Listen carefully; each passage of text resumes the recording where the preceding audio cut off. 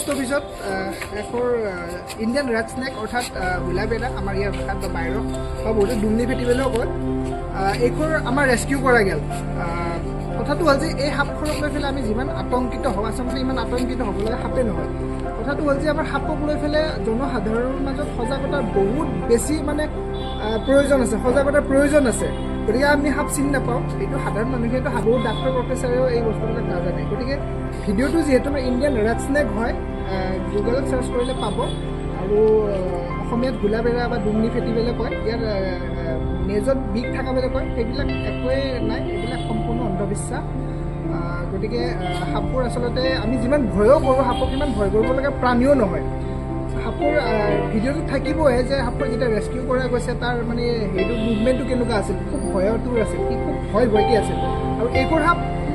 আচলতে খুব ভয়াতুৰ আৰু খুব লাজকুৰীয়া সাপ গতিকে মই এটা সজাগতাৰ কাৰণে এই হেৰিখিনি কৰিলোঁ আপুনি এইখিনি